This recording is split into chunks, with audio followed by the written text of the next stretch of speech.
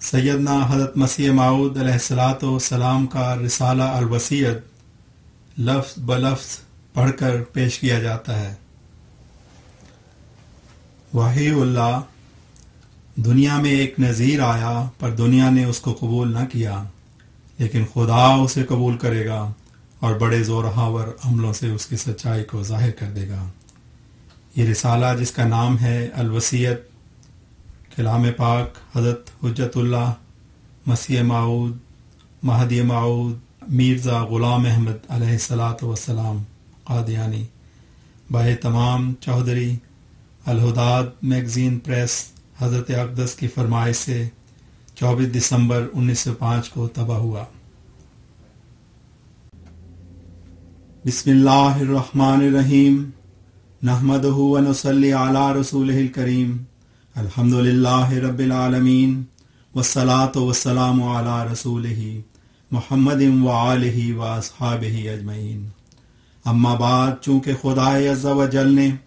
मतवातर वही से मुझे खबर दी है कि मेरा ज़माना वफ़ात नज़दीक है, और इस बारे में उसकी वही इस कदर तवातर से हुई कि मेरी हस्ती को बुनियाद से हिला दिया और इस ज़िंदगी को मेरे पर सर्द कर दिया। इसलिए मैंने मुनासिब समझा कि अपने दोस्तों और उन तमाम लोगों के लिए जो मेरे कलाम से फ़ायदा उठाना चाहें चंद नसाहे लिखूं। सो पहले मैं इस मुक़द्दस वही से इत्तला देता हूँ जिसने मेरी मौत की खबर देकर मेरे लिए ये तहरीक पैदा की, और वो ये है जो अरबी ज़बान में हुई और बाद में उर्दू की वही भी लिखी जाएगी। क़रबा अजुलकल मुक़द्दर वला नुक्किलक मिनल मुख्तियात ज़िक्रन क़ल्ला मियाद रब्बिका वला नुक्किलक मिनल मुख्तियात शयअन व इम्मा नुरियन्नक बअज़ल्लज़ी नअइदुहुम औ नतवफ़्फ़यन्नका तमूतो व अना राज़िम मिनका जा वक़्तुका व नुक्किलकल आयात बाहिरातिन जा वक़्तुका व नुक्किलकल आयात बय्यिनातिन क़रबा मा तुअदून व अम्मा बिनिअमति रब्बिका फ़हद्दिस इन्नहु मन यत्तक़िल्लाह व यस्बिर फ़इन्नल्लाह ला युज़ीउ अजरल मुहसिनीन। तर्जुमा: तेरी अजल करीब आ गई है और हम तेरे मुतालिक ऐसी बातों का नामो निशान नहीं छोड़ेंगे जिनका जिक्र तेरी रुसवाई का मूजिब हो। तेरी निस्बत खुदा की मियाद मुकर्ररा थोड़ी रह गई है, और हम ऐसे तमाम एतराज़ दूर और दफा कर देंगे और कुछ भी उनमें से बाकी नहीं रखेंगे जिनके बयान से तेरी रुसवाई मतलूब हो। और हम इस बात पर कादिर हैं कि जो कुछ मुखालिफों की निस्बत हमारी पेशगोइयाँ हैं उनमें से तुझे कुछ दिखा दें या तुझे वफात दे दें। तू इस हालत में फौत होगा जो मैं तुझसे राज़ी हूँगा, और हम खुले खुले निशान तेरी तस्दीक के लिए हमेशा मौजूद रखेंगे। जो वादा किया गया है वो करीब है। अपने रब की नेमत का जो तेरे पर हुई लोगों के पास बयान कर। जो शख्स तकवा इख्तियार करे और सब्र करे तो खुदा ऐसे नेकोकारों का अजर ज़ाय नहीं करता। इस जगह याद रहे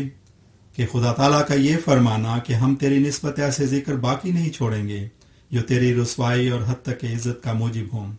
इस फिक्रा के दो मानी हैं। अव्वल ये कि ऐसे एतराज़ात को जो रुसवा करने की नीयत से शाये किए जाते हैं हम दूर कर देंगे और इन एतराज़ात का नामो निशान न रहेगा। दूसरे ये कि ऐसे शिकायत करने वालों को जो अपनी शरारतों को नहीं छोड़ते और बद जिक्र से बाज नहीं आते दुनिया से उठा लेंगे और सफ़ाए हस्ती से मादूम कर देंगे। तब उनके नाबूद होने की वजह से उनके बेहुदा एतराज़ भी नाबूद हो जाएंगे। फिर बाद इसके खुदा ताला ने मेरी वफ़ात की निस्बत उर्दू ज़ुबान में मुदरजा ज़ैल कलाम के साथ मुझे मुखातब करके फरमाया, बहुत थोड़े दिन रह गए हैं। उस दिन सब पर उदासी छा जाएगी। ये होगा, ये होगा, ये होगा, बाद इसके तुम्हारा वाक़या होगा। तमाम हवादिस और अजायबात कुदरत दिखलाने के बाद तुम्हारा हादसा आएगा। हवादिस के बारे में जो मुझे इल्म दिया गया है वो यही है कि हर एक तरफ दुनिया में मौत अपना दामन फैलाएगी और ज़लज़ले आएंगे और शिद्दत से आएंगे और क़यामत का नमूना होंगे और ज़मीन को तहोबाला कर देंगे और बहुतों की ज़िंदगी तलख हो जाएगी। फिर वो जो तौबा करेंगे और गुनाहों से दस्तकश हो जाएंगे खुदा उन पर रहम करेगा, जैसा कि हर एक नबी ने इस ज़माना की खबर दी थी। ज़रूर है कि वो सब कुछ वाक़या हो, लेकिन وہ جو اپنے دلوں کو درست کر لیں گے اور ان راہوں کو اختیار کریں گے جو خدا کو پسند ہیں، ان کو کچھ خوف نہیں اور نہ کچھ غم۔ خدا نے مجھے مخاطب کر کے فرمایا کہ تو میری طرف سے نذیر ہے، میں نے تجھے بھیجا تا مجرم نیکوکاروں سے الگ کیے جائیں، اور فرمایا کہ دنیا میں ایک نذیر آیا پر دنیا نے اس کو قبول نہ کیا، لیکن خدا اسے قبول کرے گا اور بڑے زور آور حملوں سے اس کی سچائی ظاہر کر دے گا۔ میں تجھے اس قدر برکت دوں گا کہ بادشاہ تیرے کپڑوں سے برکت ڈھونڈیں گے۔ اگر دنیا کی آنکھ کھلتی تو وہ دیکھتے کہ میں صدی کے سر پر ظاہر ہوا، اور چہارم حصہ کے قریب اب تک 14ویں صدی بھی گزر گئی، اور احادیث کے مطابق عین میرے دعویٰ کے وقت رمضان کے مہینہ میں چاند گرہن اور سورج گرہن بھی ہوا، اور طاعون بھی ملک میں ظاہر ہوئی، اور زلزلے بھی آئے اور آئیں گے، مگر افسوس ان پر جنہوں نے دنیا سے پیار کیا، انہوں نے مجھے قبول نہ کیا۔ اور آئندہ زلزلہ کی نسبت جو ایک سخت زلزلہ ہوگا مجھے خبر دی اور فرمایا، پھر بہار آئی، خدا کی بات پھر پوری ہوئی۔ اس لیے ایک شدید زلزلہ کا آنا ضروری ہے، لیکن راست باز اس سے امن میں ہیں۔ سو راست باز بنو اور تقوی اختیار کرو تا بچ جاؤ۔ آج خدا سے ڈرو تا اس دن کے ڈر سے امن میں رہو۔ ضرور ہے کہ آسمان کچھ دکھلاوے اور زمین کچھ ظاہر کرے، لیکن خدا سے ڈرنے والے بچائے جائیں گے۔ خدا کا کلام مجھے فرماتا ہے کہ کئی حوادث ظاہر ہوں گے اور کئی آفتیں زمین پر اتریں گی، کچھ تو ان میں سے میری زندگی میں ظہور میں آ جائیں گی اور کچھ میرے بعد ظہور میں آئیں گی، اور وہ اس سلسلہ کو پوری ترقی دے گا، کچھ میرے ہاتھ سے اور کچھ میرے بعد۔ یہ خدا تعالیٰ کی سنت ہے، اور جب سے کہ اس نے انسان کو زمین میں پیدا کیا، ہمیشہ اس سنت کو وہ ظاہر کرتا رہا ہے کہ وہ اپنے نبیوں اور رسولوں کی مدد کرتا ہے اور ان کو غلبہ دیتا ہے، جیسا کہ وہ فرماتا ہے، کتب اللہ لأغلبن انا ورسولی۔ ترجمہ، خدا نے لکھ رکھا ہے کہ وہ اور اس کے نبی غالب رہیں گے۔ اور غلبہ سے مراد یہ ہے کہ جیسے رسولوں اور نبیوں کا یہ منشا ہوتا ہے کہ خدا کی حجت زمین پر پوری ہو جائے اور اس کا مقابلہ کوئی نہ کر سکے، اسی طرح خدا تعالیٰ قوی نشانوں کے ساتھ ان کی سچائی ظاہر کر دیتا ہے، اور جس کی راست بازی کو وہ دنیا میں پھیلانا چاہتے ہیں اس کی تخم ریزی انہی کے ہاتھ سے کر دیتا ہے، لیکن اس کی پوری تکمیل ان کے ہاتھ سے نہیں کرتا، بلکہ ایسے وقت میں ان کو وفات دے کر جو بظاہر ایک ناکامی کا خوف اپنے ساتھ رکھتا ہے، مخالفوں کو ہنسی اور ٹھٹھے اور تان اور تشنیع کو موقع دیتا ہے، اور جب وہ ہنسی ٹھٹھا کر چکتے ہیں تو پھر ایک دوسرا ہاتھ اپنی قدرت کا دکھاتا ہے اور ایسے اسباب پیدا کر دیتا ہے جن کے ذریعہ سے وہ مقاصد جو کسی قدر ناتمام رہ گئے تھے اپنے کمال کو پہنچتے ہیں۔ غرض دو قسم کی قدرت ظاہر کرتا ہے، اول خود نبیوں کے ہاتھ سے اپنی قدرت کا ہاتھ دکھاتا ہے، دوسرے ایسے وقت میں جب نبی کی وفات کے بعد مشکلات کا سامنا پیدا ہو جاتا ہے اور دشمن زور میں آ جاتے ہیں اور خیال کرتے ہیں کہ اب کام بگڑ گیا، اور یقین کر لیتے ہیں کہ اب یہ جماعت نابود ہو جائے گی، اور خود جماعت کے لوگ بھی تردد میں پڑ جاتے ہیں اور ان کی قبریں ٹوٹ جاتی ہیں اور کئی بدقسمت مرتد ہونے کی راہیں اختیار کر لیتے ہیں، تب خدا تعالیٰ دوسری مرتبہ اپنی زبردست قدرت ظاہر کرتا ہے اور گرتی ہوئی جماعت کو سنبھال لیتا ہے۔ بس وہ جو آخر تک صبر کرتا ہے خدا تعالیٰ کے اس معجزہ کو دیکھتا ہے،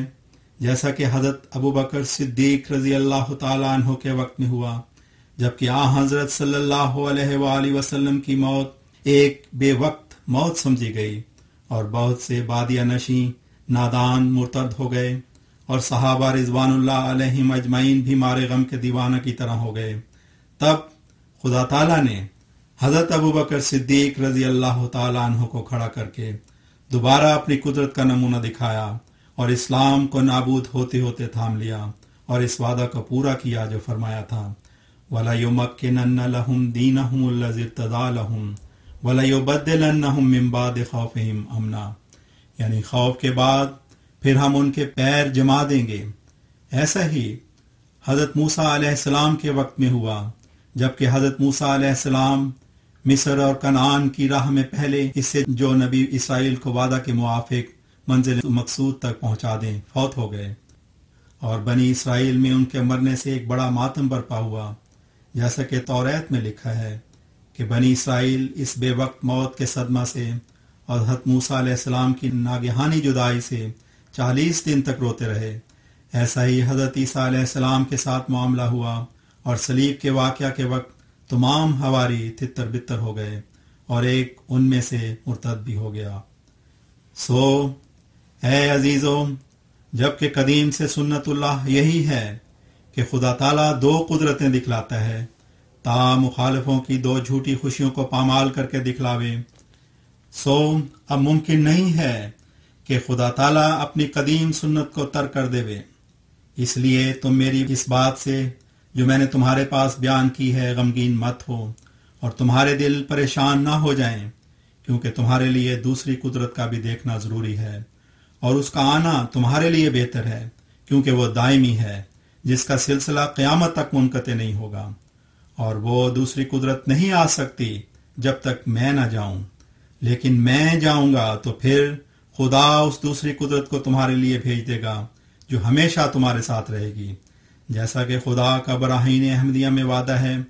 اور وہ وعدہ میری ذات کی نسبت نہیں ہے بلکہ تمہاری نسبت وعدہ ہے، جیسا کہ خدا فرماتا ہے کہ میں اس جماعت کو جو تیرے پیراؤ ہیں قیامت تک دوسروں پر غلبہ دوں گا۔ سو ضرور ہے کہ تم پر میری جدائی کا دن آوے، تا بعد اس کے وہ دن آوے جو دائمی وعدہ کا دن ہے۔ وہ ہمارا خدا وعدوں کا سچا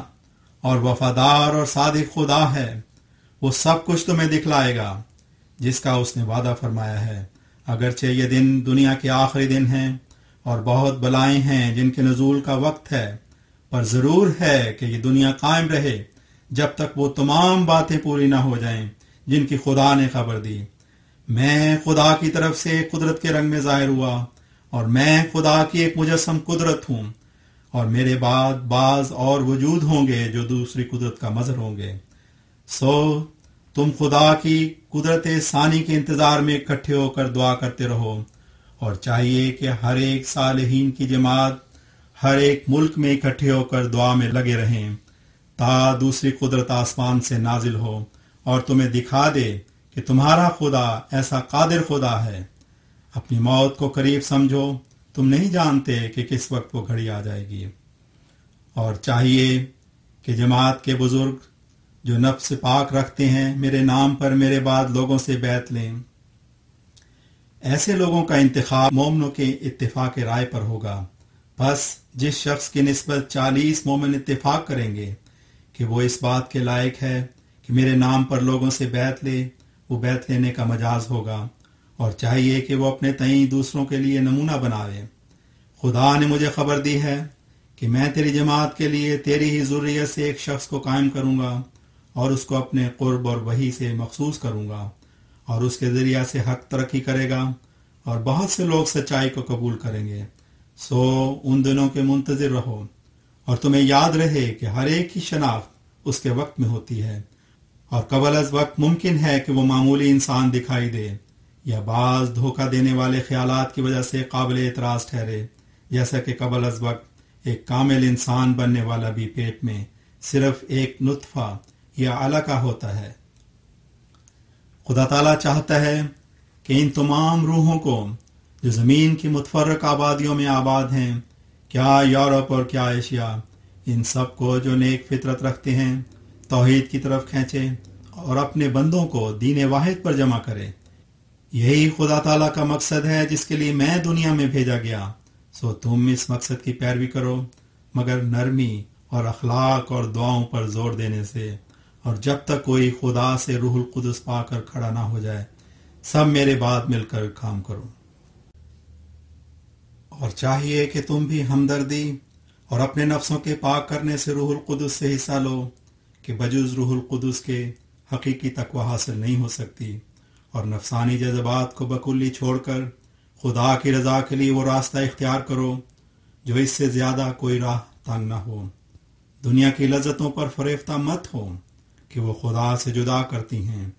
اور خدا کے لیے تلخی کی زندگی اختیار کرو، وہ درد جس سے خدا راضی ہو اس لذت سے بہتر ہے جس سے خدا ناراض ہو جائے، اور وہ شکست جس سے خدا راضی ہو اس فتح سے بہتر ہے جو موجب غضب الہی ہو۔ اس محبت کو چھوڑ دو جو خدا کے غضب کے قریب کرے۔ اگر تم صاف دل ہو کر اس کی طرف آ جاؤ تو ہر ایک راہ میں وہ تمہاری مدد کرے گا اور کوئی دشمن تمہیں نقصان نہیں پہنچا سکے گا۔ خدا کی رضا تم کسی طرح پا ہی نہیں سکتے جب تک تم اپنی رضا چھوڑ کر، اپنی لذات چھوڑ کر، اپنی عزت چھوڑ کر، اپنا مال چھوڑ کر، اپنی جان چھوڑ کر اس کی راہ میں وہ تلخی نہ اٹھاؤ جو موت کا نظارہ تمہارے سامنے پیش کرتی ہے۔ لیکن اگر تم تلخی اٹھا لو گے تو ایک پیارے بچے کی طرح خدا کی گود میں آ جاؤ گے اور تم ان راست بازوں کے وارث کیے جاؤ گے جو تم سے پہلے گزر چکے ہیں، اور ہر ایک نعمت کے دروازے تم پر کھولے جائیں گے۔ لیکن تھوڑے ہیں جو ایسے ہیں۔ خدا نے مجھے مخاطب کر کے فرمایا کہ تقوی ایک ایسا درخت ہے جس کو دل میں لگانا چاہیے۔ وہی پانی جس سے تقوی پرورش پاتی ہے تمام باغ کو سیراب کر دیتا ہے۔ تقوی ایک ایسی جڑ ہے کہ اگر وہ نہیں تو سب کچھ ہیچ ہے، اور اگر وہ باقی رہے تو سب کچھ باقی ہے۔ انسان کو اس فضولی سے کیا فائدہ جو زبان سے خدا طلبی کا دعویٰ کرتا ہے لیکن قدم صدق نہیں رکھتا۔ دیکھو میں تمہیں سچ سچ کہتا ہوں کہ وہ آدمی ہلاک شدہ ہے جو دین کے ساتھ کچھ دنیا کی ملونی رکھتا ہے، اور اس نفس سے جہنم بہت قریب ہے جس کے تمام ارادے خدا کے لیے نہیں ہیں بلکہ کچھ خدا کے لیے اور کچھ دنیا کے لیے۔ پس اگر تم دنیا کی ایک ذرہ بھی ملونی اپنے اغراض میں رکھتے ہو تو تمہاری تمام عبادتیں عبث ہیں۔ اس صورت میں تم خدا کی پیروی نہیں کرتے بلکہ شیطان کی پیروی کرتے ہو۔ تم ہرگز توقع نہ کرو کہ ایسی حالت میں خدا تمہاری مدد کرے گا، بلکہ تم اس حالت میں زمین کے کیڑے ہو، اور تھوڑے ہی دنوں میں تم اس طرح ہلاک ہو جاؤ گے جس طرح کے کیڑے ہلاک ہو جاتے ہیں، اور تم میں خدا نہیں ہوگا بلکہ تمہیں ہلاک کر کے خدا خوش ہوگا۔ لیکن اگر تم اپنے نفس سے در حقیقت مر جاؤ گے تب تم خدا میں ظاہر ہو جاؤ گے، اور خدا تمہارے ساتھ ہوگا، اور وہ گھر بابرکت ہوگا جس میں تم رہتے ہوگے، اور ان دیواروں پر خدا کی رحمت نازل ہوگی جو تمہارے گھر کی دیواریں ہیں، اور وہ شہر بابرکت ہوگا جہاں ایسا آدمی رہتا ہوگا۔ اگر تمہاری زندگی اور تمہاری موت اور تمہاری ہر ایک حرکت اور تمہاری نرمی اور گرمی محض خدا کے لیے ہو جائے گی، اور ہر ایک تلخی اور مصیبت کے وقت تم خدا کا امتحان نہیں کرو گے اور تعلق کو نہیں توڑو گے بلکہ آگے قدم بڑھاؤ گے، تو میں سچ سچ کہتا ہوں کہ تم خدا کی ایک خاص قوم ہو جاؤ گے۔ تم بھی انسان ہو جیسا کہ میں انسان ہوں، اور وہی میرا خدا ہے جو تمہارا خدا ہے۔ پس اپنی پاک قوتوں کو ضائع مت کرو۔ اگر تم پورے طور پر خدا کی طرف جھکو گے تو دیکھو میں خدا کی منشا کے موافق تمہیں کہتا ہوں کہ تم خدا کی ایک قوم برگزیدہ ہو جاؤ گے۔ خدا کی عظمت اپنے دلوں میں بٹھاؤ اور اس کی توحید کا اقرار نہ صرف زبان سے بلکہ عملی طور پر کرو، تاکہ خدا بھی عملی طور پر اپنا لطف و احسان تم پر ظاہر کرے۔ کینہ بری سے پرہیز کرو اور بنی نوع سے سچی ہمدردی کے ساتھ پیش آؤ۔ ہر ایک راہ نیکی کی اختیار کرو، نہ معلوم کس راہ سے تم قبول کیے جاؤ۔ تمہیں خوشخبری ہو کہ قرب پانے کا میدان خالی ہے۔ ہر ایک قوم دنیا سے پیار کر رہی ہے، اور وہ بات جس سے خدا راضی ہو اس کی طرف دنیا کو توجہ نہیں۔ وہ لوگ جو پورے زور سے اس دروازہ میں داخل ہونا چاہتے ہیں ان کے لیے موقع ہے کہ اپنے جوہر دکھلائیں اور خدا سے خاص انعام پائیں۔ یہ مت خیال کرو کہ خدا تمہیں ظاہر کر دے گا۔ تم خدا کے ہاتھ کا ایک بیج ہو جو زمین میں بویا گیا۔ خدا فرماتا ہے کہ یہ بیج بڑھے گا اور پھولے گا اور ہر ایک طرف سے اس کی شاخیں نکلیں گی اور ایک بڑا درخت ہو جائے گا۔ پس مبارک وہ جو خدا کی بات پر ایمان رکھے اور درمیان میں آنے والے ابتلاؤں سے نہ ڈرے، کیونکہ ابتلاؤں کا آنا بھی ضروری ہے تا خدا تمہاری آزمائش کرے کہ کون اپنے دعوی بیعت میں صادق ہے اور کون کاذب ہے۔ وہ جو کسی ابتلا سے لغزش کھائے گا وہ کچھ بھی خدا کا نقصان نہیں کرے گا، اور بدبختی اس کو جہنم تک پہنچائے گی۔ اگر وہ پیدا نہ ہوتا تو اس کے لیے اچھا تھا، مگر وہ سب لوگ جو آخر تک صبر کریں گے اور ان پر مصائب کے زلزلے آئیں گے اور حوادث کی آندھیاں چلیں گی اور قومیں ہنسی ٹھٹھا کریں گی اور دنیا ان سے سخت کراہت کے ساتھ پیش آئے گی، وہ آخر فتح یاب ہوں گے اور برکتوں کے دروازے ان پر کھولے جائیں گے۔ خدا نے مجھے مخاطب کر کے فرمایا کہ میں اپنی جماعت کو اطلاع دوں کہ جو لوگ ایمان لائے، ایسا ایمان جو اس کے ساتھ دنیا کی ملونی نہیں، اور وہ ایمان نفاق یا بزدلی سے آلودہ نہیں، اور وہ ایمان اطاعت کے کسی درجہ سے معروم نہیں، ایسے لوگ خدا کے پسندیدہ لوگ ہیں، اور خدا فرماتا ہے کہ وہی ہیں جن کا قدم صدق کا قدم ہے۔ اے سننے والوں سنو کہ خدا تم سے کیا چاہتا ہے، بس یہی کہ تم اسی کے ہو جاؤ، اس کے ساتھ کسی کو بھی شریک نہ کرو، نہ آسمان میں نہ زمین میں۔ ہمارا خدا وہ خدا ہے جو اب بھی زندہ ہے جیسا کہ پہلے زندہ تھا، اور اب بھی وہ بولتا ہے جیسا کہ پہلے وہ بولتا تھا، اور اب بھی وہ سنتا ہے جیسا کہ پہلے سنتا تھا۔ یہ خیال خام ہے کہ اس زمانہ میں وہ سنتا تو ہے مگر بولتا نہیں، بلکہ وہ سنتا اور بولتا بھی ہے۔ اس کی تمام صفات ازلی ابدی ہیں، کوئی صفت بھی معطل نہیں اور نہ کبھی ہوگی۔ وہ وہی واحد لا شریک ہے جس کا کوئی بیٹا نہیں اور جس کی کوئی بیوی نہیں، وہ وہی بے مثل ہے جس کا کوئی ثانی نہیں، اور جس کی طرح کوئی فرد کسی خاص صفت سے مخصوص نہیں، اور جس کا کوئی ہمتا نہیں، جس کا کوئی ہم صفات نہیں، اور جس کی کوئی طاقت کم نہیں۔ وہ قریب ہے باوجود دور ہونے کے، اور دور ہے باوجود نزدیک ہونے کے۔ وہ تمثل کے طور پر اہل کشف پر اپنے تئیں ظاہر کر سکتا ہے، مگر اس کے لیے نہ کوئی جسم ہے اور نہ کوئی شکل ہے، اور وہ سب سے اوپر ہے مگر نہیں کہہ سکتے کہ اس کے نیچے کوئی اور بھی ہے، اور وہ عرش پر ہے مگر نہیں کہہ سکتے کہ زمین پر نہیں۔ وہ مجمع ہے تمام صفات کاملہ کا، اور مظہر ہے تمام محمد حقہ کا، اور سرچشمہ ہے تمام خوبیوں کا، اور جامع ہے تمام طاقتوں کا، اور مبدا ہے تمام فیضوں کا، اور مرجع ہے ہر ایک شے کا، اور مالک ہے ہر ایک ملک کا، اور متصف ہے ہر ایک کمال کا، اور منزہ ہے ہر ایک عیب اور ذوب سے، اور مخصوص ہے اس امر میں کہ زمین والے اور آسمان والے اسی کی عبادت کریں، اور اس کے آگے کوئی بات بھی انہونی نہیں، اور تمام روح اور ان کی طاقتیں اور تمام ذرات اور ان کی طاقتیں اسی کی پیدائش ہیں۔ اس کے بغیر کوئی چیز ظاہر نہیں ہوتی۔ وہ اپنی طاقتوں، اپنی قدرتوں اور اپنے نشانوں سے اپنے تئیں آپ ظاہر کرتا ہے، اور اس کو اسی کے ذریعہ سے ہم پا سکتے ہیں، اور وہ راست بازوں پر ہمیشہ اپنا وجود ظاہر کرتا رہتا ہے اور اپنی قدرتیں ان کو دکھلاتا ہے۔ اسی سے وہ شناخت کیا جاتا اور اسی سے اس کی پسندیدہ راہ شناخت کی جاتی ہے۔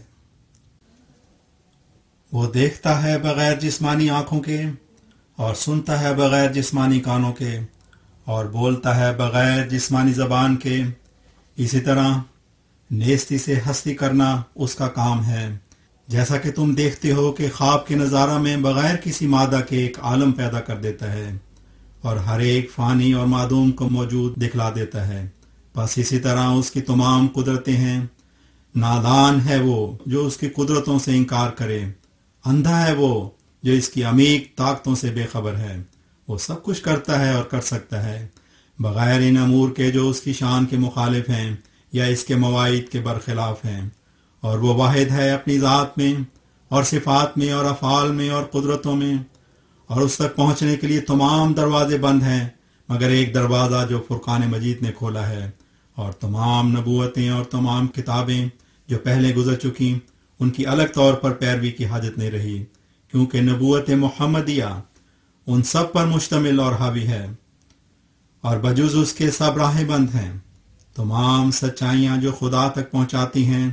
اسی کے اندر ہیں، نہ اس کے بعد کوئی نئی سچائی آئے گی، اور نہ اس سے پہلے کوئی ایسی سچائی تھی جو اس میں موجود نہیں۔ اس لیے اس نبوت پر تمام نبوتوں کا خاتمہ ہے، اور ہونا چاہیے تھا، کیونکہ جس چیز کے لیے ایک آغاز ہے اس کے لیے ایک انجام بھی ہے۔ لیکن یہ نبوت محمدیہ اپنی ذاتی فیض رسانی سے قاصر نہیں، بلکہ سب نبوتوں سے زیادہ اس میں فیض ہے۔ اس نبوت کی پیروی خدا تک بہت سہل طریق سے پہنچا دیتی ہے، اور اس کی پیروی سے خدا تعالیٰ کی محبت اور اس کے مکالبہ مخاطبہ کا اس سے بڑھ کر انعام مل سکتا ہے جو پہلے ملتا تھا، مگر اس کا کامل پیراو صرف نبی نہیں کہلا سکتا، کیونکہ نبوت کاملہ تامہ محمدیہ کی اس میں حد تک ہے۔ ہاں، امتی اور نبی دونوں لفظ اجتماعی حالت میں اس پر صادق آ سکتے ہیں، کیونکہ اس میں نبوت تامہ کاملہ محمدیہ کی حد تک نہیں، بلکہ اس نبوت کی چمک اس فیضان سے زیادہ تر ظاہر ہوتی ہے۔ باوجود اس کے کہ یہ خوب یاد رکھنا چاہیے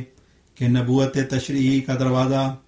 بعد حضرت صلی اللہ علیہ وآلہ وسلم کے بالکل مسدود ہے، اور قرآن مجید کے بعد اور کوئی کتاب نہیں جو نئے احکام سکھائے یا قرآن شریف کا حکم منسوخ کرے یا اس کی پیروی معطل کرے، بلکہ اس کا عمل قیامت تک ہے۔ اور جب کہ وہ مکالمہ مخاطبہ اپنی کیفیت اور کمیت کی روح سے کمال درجہ تک پہنچ جائے اور اس میں کوئی کثافت اور کمی باقی نہ ہو اور کھلے طور پر امور غیبیہ پر مشتمل ہو، تو وہی دوسرے لفظوں میں نبوت کے نام سے موسوم ہوتا ہے، جس پر تمام نبیوں کا اتفاق ہے۔ بس یہ ممکن نہ تھا کہ وہ قوم جس کے لیے فرمایا گیا کہ کنتم خیر امت اخرجت للناس، اور جن کے لیے یہ دعا سکھائی گئی کہ اہدنا الصراط المستقیم صراط الذین انعمت علیہم، ان کے تمام افراد اس مرتبہ عالیہ سے محروم رہتے اور کوئی ایک فرد بھی اس مرتبہ کو نہ پاتا، اور ایسی صورت میں صرف یہی خرابی نہیں تھی کہ امت محمدیہ ناقص اور ناتمام رہتی اور سب کے سب اندھوں کی طرح رہتے، بلکہ یہ بھی نقص تھا کہ حضرت صلی اللہ علیہ وسلم کی قوت فیضان پر داغ لگتا تھا اور آپ کی قوت قدسیہ ناقص ٹھہرتی تھی، اور ساتھ اس کے وہ دعا جس کا 5 وقت نماز میں پڑھنا تعلیم کیا گیا تھا، اس کا سکھلانا بھی عبث ٹھہرتا تھا۔ مگر اس کے دوسری طرف یہ خرابی بھی تھی کہ اگر یہ کمال کسی فرد امت کو براہ راست بغیر پیروی نور نبوت محمدیہ کے مل سکتا تو ختم نبوت کے معنی باطل ہوتے تھے۔ بس ان دونوں خرابیوں سے محفوظ رکھنے کے لیے خدا تعالیٰ نے مکالمہ مخاطبہ کاملہ تامہ مطہرہ مقدسہ کا شرف ایسے بعض افراد کو عطا کیا جو فنا فی الرسول کی حالت تک اتم درجہ تک پہنچ گئے اور کوئی حجاب درمیان نہ رہا، اور امتی ہونے کا مفہوم اور پیروی کے معنی اتم اور اکمل درجہ پر ان میں پائے گئے، ایسے طور پر کہ ان کا وجود اپنا وجود نہ رہا، بلکہ ان کے محویت کے آئینہ میں حضرت صلی اللہ علیہ وسلم کا وجود منعکس ہو گیا، اور دوسری طرف اتم اور اکمل طور پر مکالبہ مخاطبہ الہیہ نبیوں کی طرح ان کو نصیب ہوا۔ بس اس طرح پر بعض افراد نے باوجود امتی ہونے کے نبی ہونے کا خطاب پایا، کیونکہ ایسی صورت کی نبوت محمدیہ سے الگ نہیں، بلکہ اگر غور سے دیکھو تو خود وہ نبوت محمدیہ ہی ہے جو ایک پیرایہ جدید میں جلوہ گر ہوئی۔ یہی معنی اس فکرہ کے ہیں جو حضرت صلی اللہ علیہ وسلم نے مسیح موعود کے متعلق میں فرمایا کہ نبی اللہ ہے و امامکم منکم، یعنی وہ نبی بھی ہے اور امتی بھی ہے، ورنہ غیر کو اس جگہ قدم رکھنے کی جگہ نہیں۔ مبارک وہ جو اس نقطہ کو سمجھے تا ہلاک ہونے سے بچ جائے۔ عیسیٰ علیہ السلام کو خدا نے وفات دے دی، جیسا کہ خدا تعالیٰ کی صاف اور صریح آیت فلما توفیتنی کنت انت الرقیب علیہم اس پر شاہد ہے، کہ جس کے معنی آیات متعلقہ کے ساتھ یہ ہیں کہ خدا قیامت کو عیسیٰ علیہ السلام سے پوچھے گا کہ کیا تو نے ہی اپنی امت کو یہ تعلیم دی تھی کہ مجھے اور میری ماں کو خدا کر کے مانو؟ تو وہ جواب دیں گے کہ جب تک میں ان میں تھا تو ان پر شاہد تھا اور ان کا نگہبان تھا، اور جب تو نے مجھے وفات دے دی تو پھر مجھے کیا علم تھا کہ میرے بعد وہ کس ضلالت میں مبتلا ہوئے۔ اب اگر کوئی چاہے تو آیت فلما توفیتنی کے یہ معنی کرے کہ جب تو نے مجھے وفات دے دی، اور چاہے تو اپنی ناحق کی ضد سے باز نہ آ کر یہ معنی کرے کہ جب تو نے ماں جسم انصری مجھے آسمان پر اٹھا لیا۔ بہرحال اس آیت سے یہ ثابت ہوتا ہے کہ حضرت عیسیٰ علیہ السلام دوبارہ دنیا میں نہیں آئیں گے، کیونکہ اگر وہ قیامت سے پہلے دوبارہ دنیا میں آئے ہوتے اور صلیب توڑی ہوتی تو اس صورت میں ممکن نہیں کہ عیسیٰ علیہ السلام جو خدا کا نبی تھا ایسا صریح جھوٹ خدا تعالیٰ کے روبرو قیامت کے دن بولے گا کہ مجھے کچھ بھی خبر نہیں کہ میرے بعد میری امت نے یہ فاسد عقیدہ اختیار کیا کہ مجھے اور میری ماں کو خدا قرار دے دیا، کیا وہ شخص جو دوبارہ دنیا میں آوے اور 40 برس دنیا میں رہے اور عیسائیوں سے لڑائیاں کرے، وہ نبی کہلا کر ایسا مکروہ جھوٹ بول سکتا ہے کہ مجھے کچھ بھی خبر نہیں؟ بس جبکہ یہ آیت حضرت عیسیٰ علیہ السلام کو دوبارہ آنے سے روکتی ہے، ورنہ وہ دروغ گو ٹھہرتے ہیں، تو اگر وہ معاج اس میں عنصری آسمان پر ہیں اور بموجب تصریح اس آیت کے قیامت کے دن تک زمین پر نہیں اتریں گے، تو کیا وہ آسمان پر ہی مریں گے اور آسمان میں ہی ان کی قبر ہوگی؟ لیکن آسمان پر مرنا آیت فیہا تموتون کے برخلاف ہے۔ بس اس سے تو یہی ثابت ہوا کہ وہ آسمان پر معاج اس میں عنصری نہیں گئے بلکہ مر کر گئے، اور جس حالت میں کتاب اللہ نے کمال تصریح سے یہ فیصلہ کر دیا، تو پھر کتاب اللہ کی مخالفت کرنا اگر معصیت نہیں تو اور کیا ہے؟ اگر میں نہ آیا ہوتا تو محض اجتہادی غلطی قابل عفو تھی، لیکن جب میں خدا کی طرف سے آ گیا اور صریح اور سچے معنی قرآن شریف کے کھل گئے، تو پھر بھی غلطی کو نہ چھوڑنا ایمانداری کا شیوہ نہیں۔ میرے لیے خدا کے نشان آسمان پر بھی ظاہر ہوئے اور زمین پر بھی،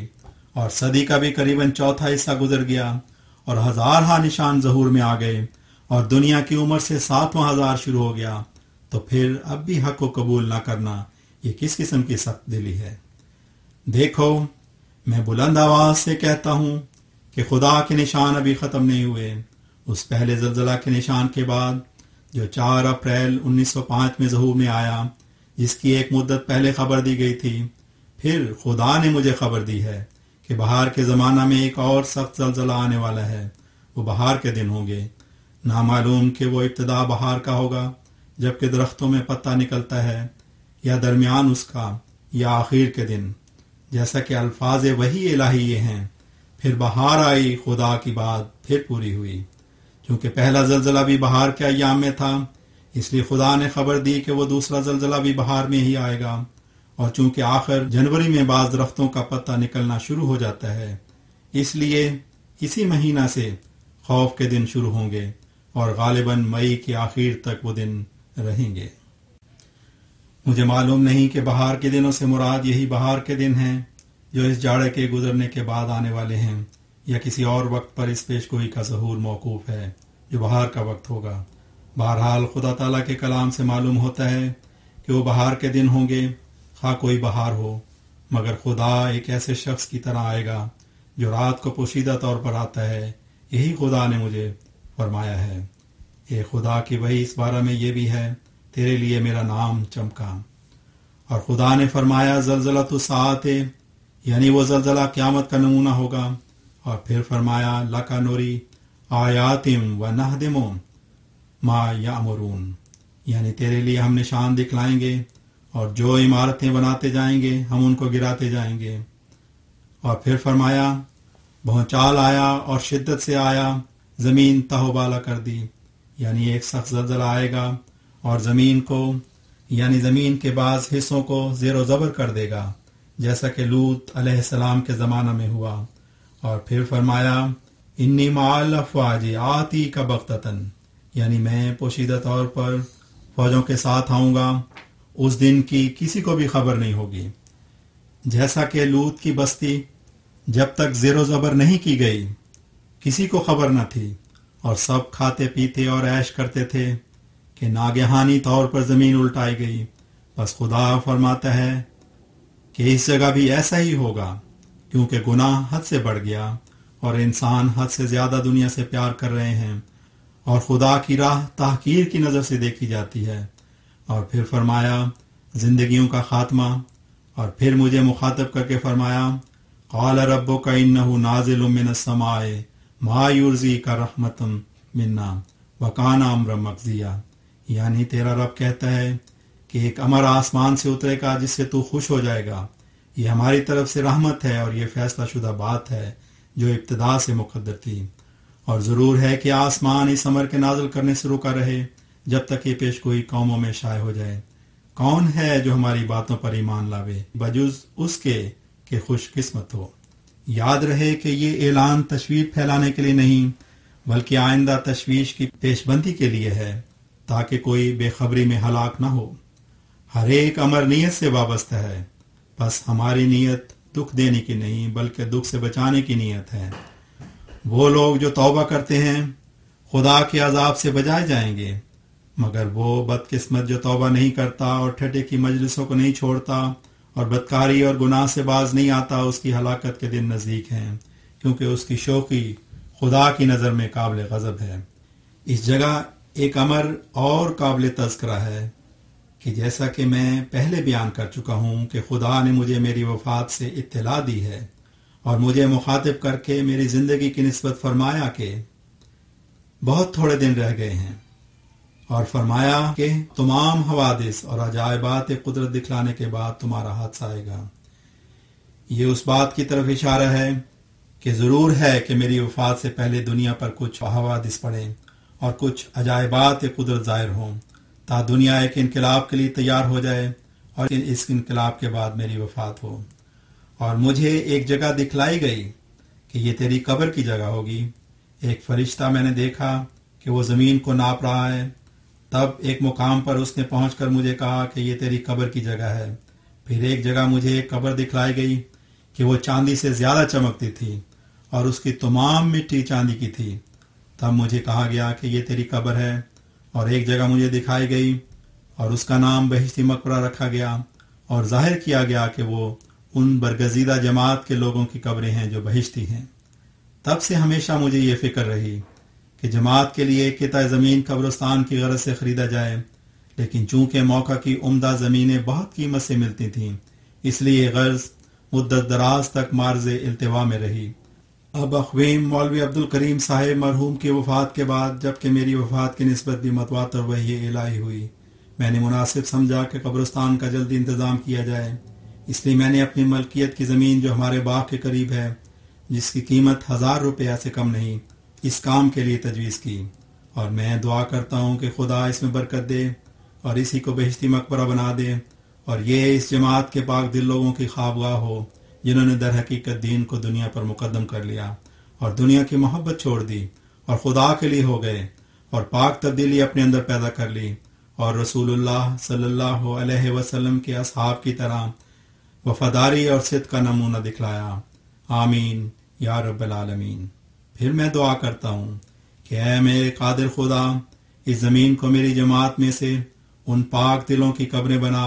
جو فی الواقعہ تیرے لیے ہو چکے اور دنیا کی اغراض کی ملونی ان کے کاروبار میں نہیں۔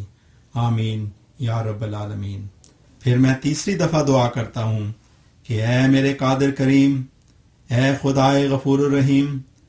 تو صرف ان لوگوں کو اس جگہ قبروں کی جگہ دے جو تیرے اس فرستادہ پر سچا ایمان رکھتے ہیں اور کوئی نفاق اور غرض نفسانی اور بدزنی اپنے اندر نہیں رکھتے، اور جیسا کہ حق ایمان اور اطاعت کا ہے بجا لاتے ہیں، اور تیرے لیے تیری راہ میں اپنے دلوں میں جان فدا کر چکے ہیں، جن سے تو راضی ہے اور جن کو تو جانتا ہے کہ وہ بکلی تیری محبت میں کھوئے گئے اور تیرے فرستادہ سے وفاداری اور پورے ادب اور انشراحی ایمان کے ساتھ محبت اور جانفشانی کا تعلق رکھتے ہیں۔ آمین یا رب العالمین۔ بدزنی ایک سخت بلا ہے جو ایمان کو ایسی جلدی جلا دیتی ہے جیسا کہ آتش سوزاں خس و خاشاک کو، اور وہ جو خدا کے مرسلوں پر بدزنی کرتا ہے، خدا اس کا خود دشمن ہو جاتا ہے اور اس کی جنگ کے لیے کھڑا ہوتا ہے، اور وہ اپنے برگزیدوں کے لیے اس قدر غیرت رکھتا ہے جو کسی میں اس کی نظیر نہیں پائی جاتی۔ میرے پر جب طرح طرح کے حملے ہوئے تو وہی خدا کی غیرت میرے لیے برافروختہ ہوئی، جیسا کہ اس نے فرمایا، انی مع الرسول اقوم وعلوم من یلوم واوتی کا ما یدوم لقد درجۃ فی السماء وفی الذین هم یبصرون ولکنری آیات ونہدم ما یامرون وقالوا اتجعل فیہا من یفسد فیہا قال انی اعلم ما لا تعلمون انی مہین من اراد اہانتک لا تخف انی لا یخاف لدی المرسلون اتی امر اللہ فلا تستعجلوا بشارت تلقاہ النبیون یا احمدی انت مرادی ومعی انت منی بمنزلت توحیدی و تفریدی وانت منی بمنزلت یعلم خلق وانت وجیہ فی حضرتی اخترتک لنفسی اذا غضبت ग़ज़िब्तु व कुल्लमा अहबब्तु आसरकल्लाहु अला कुल्लि शैइन अल्हम्दुलिल्लाहिल्लज़ी जअलकल मसीह इब्न मरियम ला युसलु अम्मा यफ़अलु व हुम युसलून व कान वअदम मफ़ूला यासिमुकल्लाहु मिनल इदा व यस्तु बिकुल्लि सता मन सता ज़ालिका बिमा असौ व कानु यातदून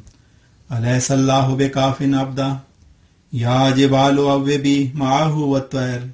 कतबल्लाहु लअग़लिबन्ना अना व रुसुली व हुम मिन बादि ग़लबिहिम सयग़लिबून इन्नल्लाहा मअल्लज़ीना तक़व वल्लज़ीना हुम मुहसिनून इन्नल्लज़ीना आमनू अन्न लहुम क़दम सिद्क़िन इंदा रब्बिहिम सलामुन क़ौलुम मिन रब्बिर रहीम वम्ताज़ुल यौम अय्युहल मुजरिमून। और चूंकि इस कब्रिस्तान के लिए बड़ी भारी बिशारतें मुझे मिली हैं, और न सिर्फ खुदा ने ये फरमाया कि ये मकबरा बेइज्जती है, बल्कि ये भी फरमाया कि उनज़िला फ़ीहा कुल्लु रहमतिन, यानी हर एक किस्म की रहमत इस कब्रिस्तान में उतारी गई है, और किसी किस्म की रहमत नहीं जो इस कब्रिस्तान वालों को इससे हिस्सा नहीं। इसलिए खुदा ने मेरा दिल अपनी वही खफ़ी से इस तरफ मायल किया कि ऐसे कब्रिस्तान के लिए ऐसे शराइत लगा दिए जाएं कि वही लोग इसमें दाखिल हो सकें जो अपने सिद्क़ और कामिल रासबाजी की वजह से इन शराइत के पाबंद हों। सो वो 3 शर्तें हैं और सबको बजा लाना होगा। इस कब्रिस्तान की ज़मीन मौजूदा बतौर चंदा के मैंने अपनी तरफ से दी है, लेकिन इस अहाता की तकमील के लिए किसी कदर और ज़मीन खरीदी जाएगी जिसकी कीमत अंदाज़न 1000 रुपया होगी, और इसके खुशनुमा करने के लिए कुछ दरख्त लगाए जाएंगे और एक कुआं लगाया जाएगा। और इस कब्रिस्तान से शुमाली तरफ से बहुत पानी ठहरा रहता है जो गुज़रगाह है, इसलिए वहाँ एक पुल तैयार किया जाएगा और इन मुतफर्रक मसारिफ के लिए 2000 रुपया दरकार होगा। सो कुल ये 3000 रुपया हुआ जो इस तमाम काम की तकमील के लिए खर्च होगा। सो पहली शर्त यह है कि हर एक शख्स जो इस कब्रिस्तान में मदफून होना चाहता है वो अपनी हैसियत के लिहाज से इन मसारिफ के लिए चंदा दाखिल करे, और ये चंदा महज इन्हीं लोगों से तलब किया गया है, न दूसरों से। बिलफेल ये चंदा अख़वीम मुकर्रम मौलवी नूरुद्दीन साहिब के पास आना चाहिए, लेकिन अगर खुदा ताला ने चाहा तो ये सिलसिला हम सब की मौत के बाद भी जारी रहेगा। इस सूरत में एक अंजुमन चाहिए कि ऐसी आमदनी का रुपया जो वक्तन फ़वक्तन जमा होता रहेगा आलाए कलमा इस्लाम और इशात तौहीद में जिस तरह मुनासिब समझें खर्च करें। दूसरी शर्त यह है कि तमाम जमात में से इस कब्रिस्तान में वही मदफून होगा जो ये वसीयत करे जो इसकी मौत के बाद 10वां हिस्सा उसके तमाम तरका का हस्ब हदायत इस सिलसिला के इशात इस्लाम और तबलीग आकाम कुरान में खर्च होगा, और हर एक सादिक कामिलुल ईमान को इख्तियार होगा कि अपनी वसीयत में इससे भी ज्यादा लिख दे, लेकिन इससे कम नहीं होगा। और ये माली आमदनी एक बादियानत और अहले इल्म अंजुमन के सुपुर्द रहेगी, और वो बाहमी मशवरा से तरक्की इस्लाम और अशात इल्म कुरान और कुतुब दीनिया और इस सिलसिला के वाज़ों के लिए हस्ब हदायत मज़कूरा बाला खर्च करेंगे। और खुदा ताला का वादा है कि वो इस सिलसिला को तरक्की देगा, इसलिए उम्मीद की जाती है कि इशात इस्लाम के लिए ऐसे माल भी बहुत इकट्ठे हो जाएंगे, और हर एक अमर जो मसाले इशात इस्लाम में दाखिल है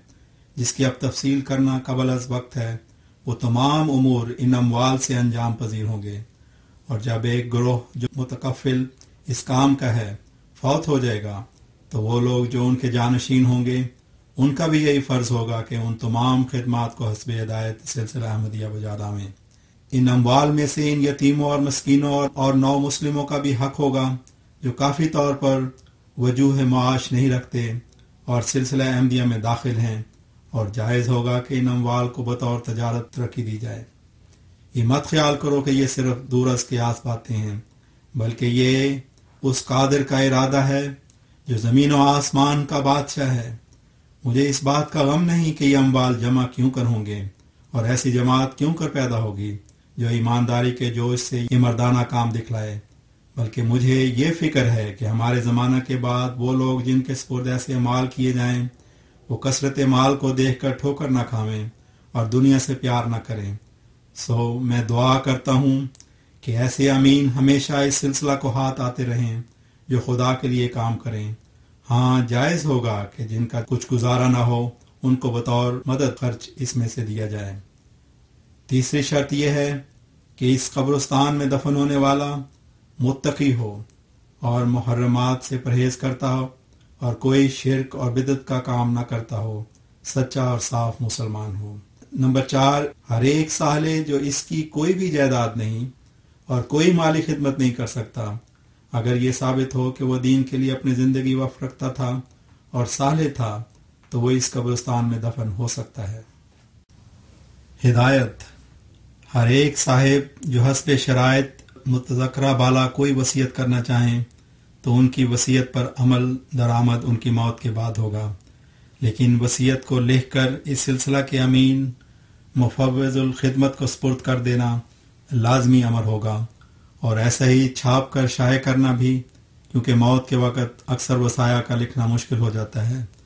اور چونکہ آسمانی نشانوں اور بلاؤں کے دن قریب ہیں، اس لیے خدا تعالیٰ کے نزدیک ایسے وقت میں وصیت لکھنے والا بہت درجہ رکھتا ہے جو امن کی حالت میں وصیت لکھتا ہے،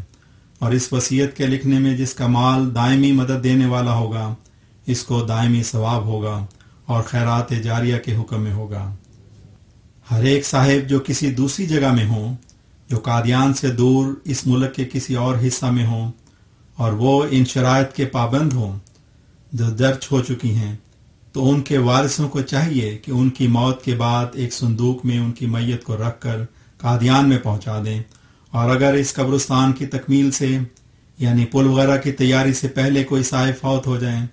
جو حسب شرائط اس قبرستان میں دفن ہوں گے تو چاہیے کہ بطور امانت صندوق میں رکھ کر اپنی جگہ دفن کیے جائیں، پھر تمام لوازم کی تیاری کے بعد جو قبرستان کے متعلق ہیں قادیان میں ان کی میت لائی جائے، لیکن وہ صاحب جو بغیر کسی صندوق کے دفن کیے جائیں ان کا قبر میں سے نکالنا مناسب نہ ہوگا۔ کوئی نادان اس قبرستان اور اس کے انتظام کو بدعت میں داخل نہ سمجھے، کیونکہ یہ انتظام حسب وحی الہی ہے اور انسان کا اس میں دخل نہیں، اور کوئی یہ خیال نہ کرے کہ صرف اس قبرستان میں داخل ہونے سے کوئی بہشتی کیوں کر ہو سکتا ہے، کیونکہ یہ مطلب نہیں ہے کہ یہ زمین کسی کو بہشتی کر دے گی، بلکہ خدا کے کلام کا یہ مطلب ہے کہ صرف بہشتی ہی اس میں دفن کیا جائے گا۔ واضح ہو کہ خدا تعالیٰ کا ارادہ ہے کہ ایسے کامل الایمان ایک ہی جگہ دفن ہوں، آئندہ کی نسلیں ایک ہی جگہ ان کو دیکھ کر اپنا ایمان تازہ کریں، اور تا ان کے کارنامے یعنی جو خدا کے لیے انہوں نے دینی کام کیے ہمیشہ کے لیے قوم پر ظاہر ہوں۔ بالآخر ہم دعا کرتے ہیں کہ خدا تعالیٰ اس کام میں ہر ایک مخلص کو مدد دے اور ایمانی جوش ان میں پیدا کرے اور ان کا خاتمہ بالخیر کرے، آمین۔ مناسب ہے کہ ہر ایک صاحب ہماری جماعت میں سے جن کو یہ تحریر ملے وہ اپنے دوستوں میں اس کو مشتہر کریں اور جہاں تک ممکن ہو اس کی اشاعت کریں اور اپنی آئندہ نسل کے لیے اس کو محفوظ رکھیں، اور مخالفوں کو بھی مہذب طریق پر اس سے اطلاع دیں، اور ہر ایک بدگو کی بدگوئی پر صبر کریں اور دعا میں لگے رہیں۔ وآخر دعوانا ان الحمد للہ رب العالمین۔ الراکم خاکسار المفتقر الی اللہ الصمد غلام احمد آفہ اللہ و ایدہ، 20 دسمبر 1905۔ الا اے کہ ہوشیاری و پاکزاد، پے حرص دنیا مدح دی بباد، بدی دار فانی دل خود مبند، کہ دار و نہا راہتش صد گزند، اگر باز باشد ترا گوش ہوش، زگورت ندائے در آیت بگوش، کہ اے تومائے من پس از چند روز، پے فکر دنیائے دوں کم بسوز، ہر آن کو بے دنیائے دوں مبتلا است، گرفتار رنج و عذاب و انا است، برست آن کے بر موت دار و نگاہ، بریدہ ز دنیا دبیدہ برا، صبر کردہ پیش از سفر سوئے یار، کشیدہ ز دنیا ہمار رخت و بار، پے دار عقبہ کمر بستہ چست، رہا کردہ ساما ای خانہ سست، چوکار حیات است کار نہا، ہما بے کہ دل بے گسلی زی مقام، جہنم کزد داد فرقاں خبر، ہمیں حرص دنیا اس جانے بدر، جو آخر ز دنیا سفر کردن است، جو روز زی راہ گزر کردن است، چرا کلے دل ببندو درام، کہ ناگاہ و زد بر گلے او خزام، بدی کبھا بستن دل خود خطا است کہ این دشمن دین و صدق و صفا است کہ حاصل ازیں دل سے تاں دو رنگ کہ گاہے بسلحت کچت گاہ بجنگ چرا دل نہ بندی بداں دل دستان کہ مہرش رہانت زبند گرام برو فکر انجام کن اے غبی ز سادی شنو گر زمن نشوی عروسی بود نوبت ماتمت اگر برنے کوئی بود خاتمت۔ ضمیمہ متعلقہ رسالہ الوصیت۔ رسالہ الوصیت کے متعلق چند ضروری امر قابل اشاعت ہیں جو ذیل میں لکھے جاتے ہیں۔ اول یہ کہ جب تک انجمن کارپرداز مسالے قبرستان اس امر کو شائع نہ کرے کہ قبرستان باعتبار لوازم ضروری کے من کل الوجوہ تیار ہو گیا ہے، اس وقت تک جائز نہ ہوگا کہ اس کی میت جس نے رسالہ الوصیت کے شرائط کی پابندی کی ہے قبرستان میں دفن کرنے کے لیے لائی جائے، بلکہ پل وغیرہ لوازم ضروریہ کا پہلے تیار ہو جانا ضروری ہوگا، اور اس وقت تک میت ایک صندوق میں امانت کے طور پر کسی اور قبرستان میں رکھی جائے گی۔ نمبر 2، ہر ایک صاحب جو شرائط رسالہ الوصیت کی پابندی کا اقرار کریں ضروری ہوگا کہ وہ ایسا اقرار کم سے کم 2 گواہوں کی ثبت شہادت کے ساتھ اپنے زمانہ قائمی ہوش و حواس میں انجمن کے حوالہ کریں اور تصریح سے لکھیں کہ وہ اپنی کل جائیداد منقولہ و غیر منقولہ کا 10واں حصہ اشاعت اغراض سلسلہ آل احمدیہ کے لیے بطور وصیت یا وقف دیتے ہیں، اور ضروری ہوگا کہ وہ کم سے کم 2 اخباروں میں اس کو شائع کرا دیں۔ نمبر 3، انجمن کا یہ فرض ہوگا کہ قانونی اور شرعی طور پر وصیت کردہ مضمون کی نسبت اپنی پوری تسلی کر کے وصیت کنندہ کو ایک سرٹیفکیٹ اپنے دستخط اور مہر کے ساتھ دے دے، اور جب قواعد مذکورہ بالا کی روح سے کوئی میت اس قبرستان میں لائی جائے تو ضروری ہوگا کہ وہ سرٹیفکیٹ انجمن کو دکھایا جائے، اور انجمن کی ہدایت اور موقع نمائی سے وہ میت اس موقع میں دفن کی جائے جو انجمن نے اس کے لیے تجویز کیا ہے۔ نمبر 4، اس قبرستان میں بجوز کسی خاص صورت کے جو انجمن تجویز کرے نابالغ بچے دفن نہیں ہوں گے کیونکہ وہ بہشتی ہیں، اور نہ اس قبرستان میں اس میت کا کوئی دوسرا عزیز دفن ہوگا جب تک وہ اپنے طور پر کل شرائط رسالہ الوصیت کو پورا نہ کرے۔ نمبر 5، ہر ایک میت جو قادیان کی زمین میں فوت نہیں ہوئی ان کو بجوز صندوق قادیان میں لانا ناجائز ہوگا، اور نیز ضروری ہوگا کہ کم سے کم 1 ماہ پہلے اطلاع دیں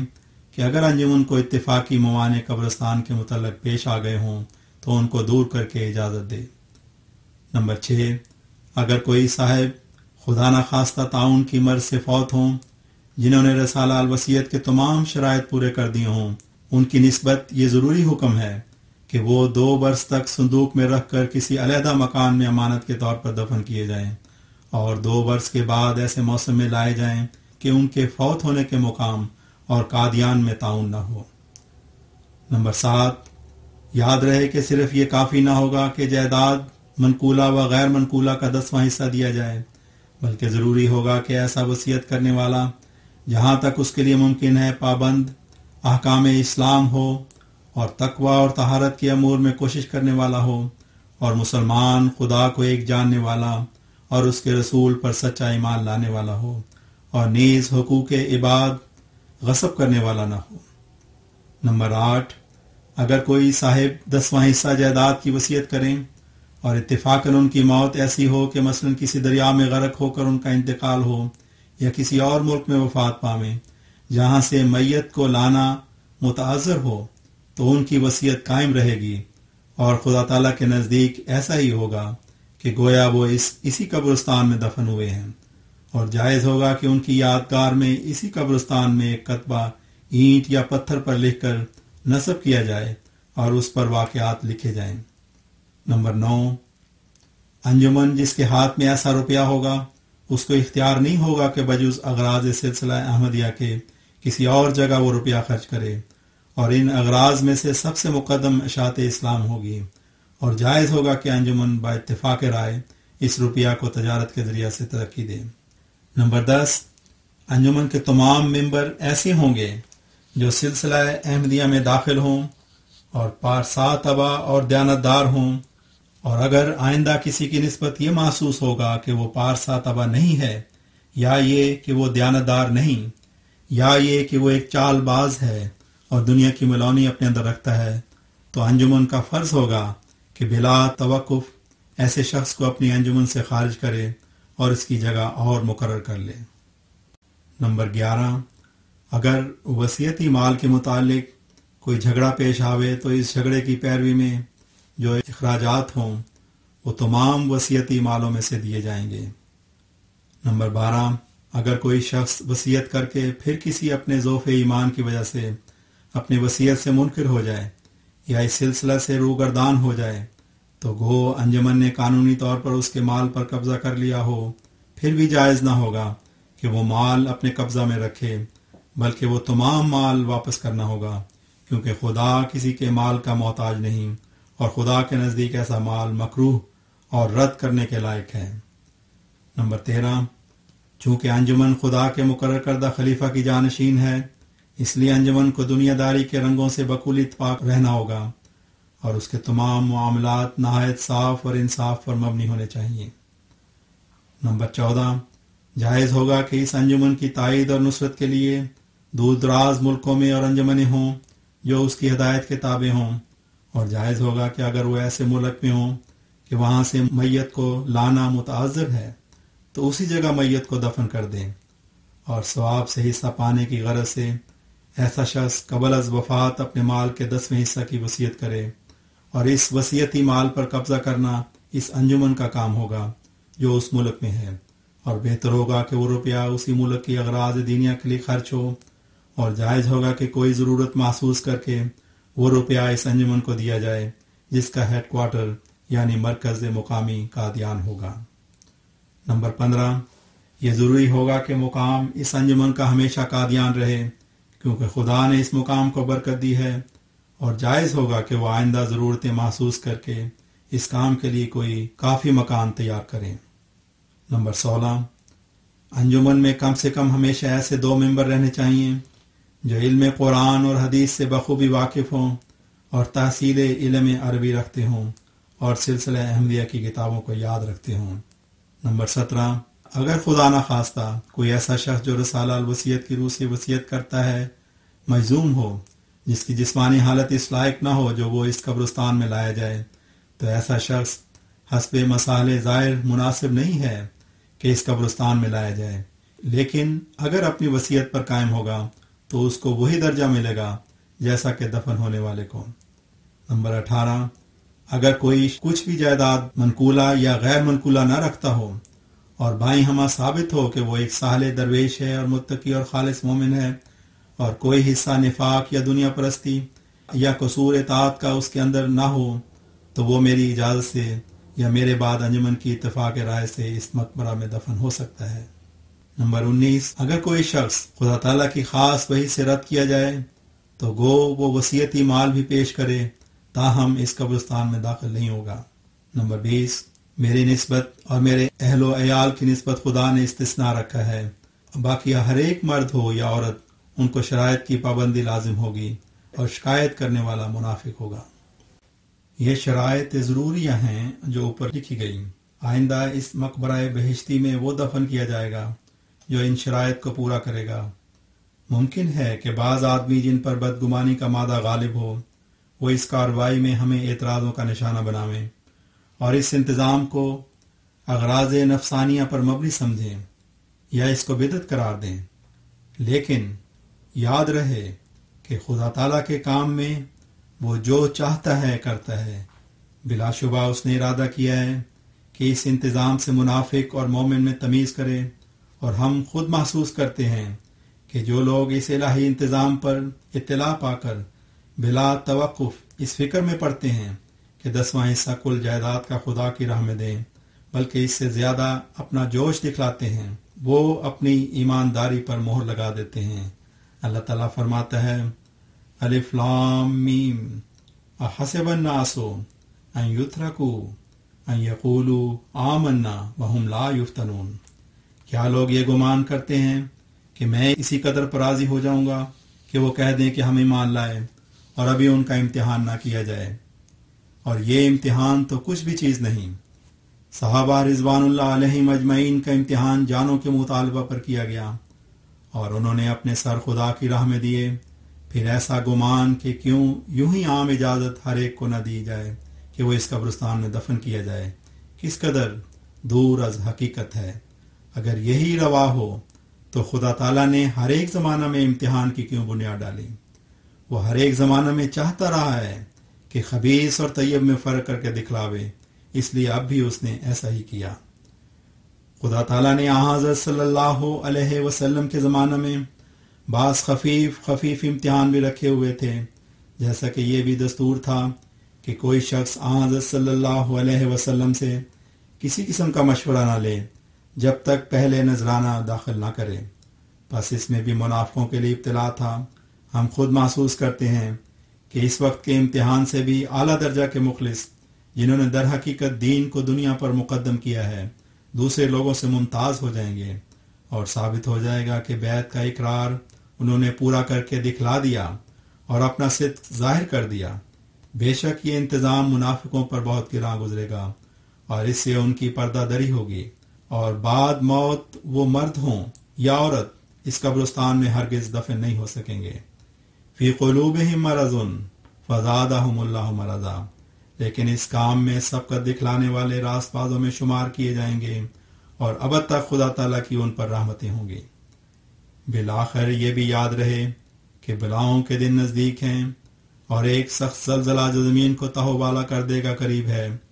پس وہ جو معائنہ عذاب سے پہلے اپنا تارک الدنیا ہونا ثابت کر دیں گے، اور نیز یہ بھی ثابت کر دیں گے کہ کس طرح انہوں نے میرے حکم کی تعمیل کی، خدا کے نزدیک حقیقی مومن وہی ہیں،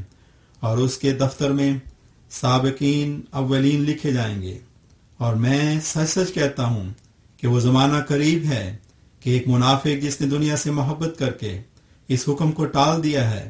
وہ عذاب کے وقت آہ مار کر کہے گا کہ کاش میں تمام جائیداد کیا منقولہ اور کیا غیر منقولہ خدا کی راہ میں دیتا اور اس عذاب سے بچ جاتا۔ یاد رکھو کہ اس عذاب کے معائنہ کے بعد ایمان بے سود ہوگا اور صدقہ خیرات محض عبث۔ دیکھو میں بہت قریب عذاب کی تمہیں خبر دیتا ہوں، اپنے لیے وہ ذات جلد تر جمع کرو کہ کام آوے۔ میں یہ نہیں چاہتا کہ تم سے کوئی مال لوں اور اپنے قبضہ میں کر لوں، بلکہ تم اشاعت دین کے لیے ایک انجمن کے حوالے اپنا مال کرو گے اور بہشتی زندگی پاؤ گے۔ بتیرے ایسے ہیں کہ وہ دنیا سے محبت کر کے میرے حکم کو ٹال دیں گے، مگر بہت جلد دنیا سے جدا کیے جائیں گے، تب آخری وقت میں کہیں گے ھذا ما وعد الرحمن وصدق المرسلون والسلام علی من اتبع الہدی۔ الراکم خاکسار میرزا غلام احمد، خدا کی طرف سے مسیح موعود، 6 جنوری 1906۔ بسم اللہ الرحمن الرحیم، نحمدہ ونصلی علی رسولہ الکریم۔ رویداد اجلاس اول معتمدین صدر انجمن احمدیہ قادیان، منعقدہ 29 جنوری 1906۔ حاضرین جلسہ، حضرت مولوی نور الدین صاحب پریزیڈنٹ، خان صاحب محمد علی خان صاحب، صاحبزادہ بشیر الدین محمود احمد صاحب،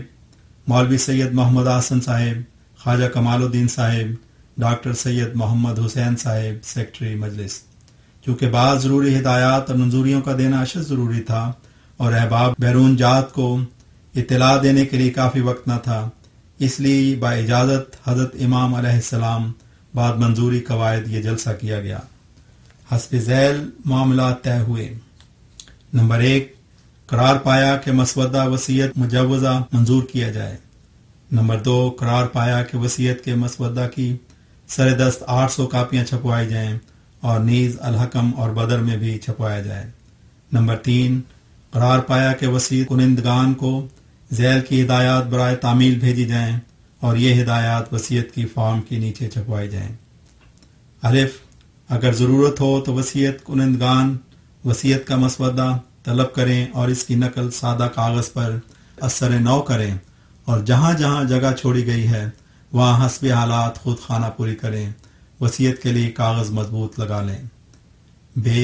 جہاں تک ممکن ہو وصیت کی رجسٹری کرائی جائے اور وصیت نامہ پر حت الوسع بطور گواہ ورثا یا شرکائے وصیت کنندہ کے دستخط ہوں اور ساتھ ہی شہر یا گاؤں کے 2 معزز گواہ ہوں۔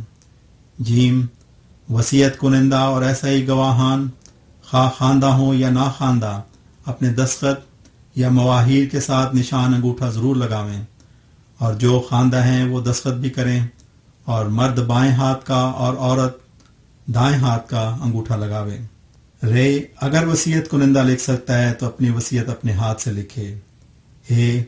وصیت پر اسٹامپ کی ضرورت نہیں۔ واؤ، وصیت کنندہ کے اگر کوئی خاص حالات ہوں اور اس میں کسی قانونی مشورہ کی ضرورت ہو تو وہ انجمن کے مشیر قانونی ہیں، خط لکھ کر دریافت کر لیں۔ نمبر 4، پنجاب میں جو مالکان اراضی ہیں ان کی راہ میں وصیت کرنے میں کوئی دقتیں ہیں تو ان کے لیے مناسب ہے کہ وہ جس قدر جائیداد کی وصیت کرنا چاہتے ہیں اسے بجائے وصیت کے اپنی زندگی میں ہبہ کر دیں، اور ہبہ نامہ پر اپنے ورثائے بازگشت کے اگر کوئی ہوں دستخط کرائیں جن سے ایسے ورثاء کی رضامندی پائی جائے، اور ہبہ نامہ کی رجسٹری ضروری ہے، اور جائیداد محوبہ کا داخل خارج مجلس معتمدین صدر انجمن احمدیہ قادیان کے نام کرائیں، لیکن ایسی صورت میں انہیں نئی پیدا کردہ جائیداد کے متعلق ایسا وقتاً فوقتاً کرنا ہوگا۔ نمبر 5، اگر ہبہ مذکورہ ریزولوشن نمبر 4 میں بھی دقت ہو تو جس قدر جائیداد کی وصیت یا ہبہ کرنا چاہتے ہیں اس کی قیمت بازاری مقرر کر کے یا اس کو فروخت کر کے قیمت مقررہ یا زر ثمن کو مجلس کاربرداز مسالے قبرستان کے حوالے کریں، لیکن ایسی صورت میں جب وہ نئی جائیداد پیدا کریں تو اس کے متعلق بھی انہیں وقتاً فوقتاً ایسا ہی کرنا ہوگا۔ نمبر 6،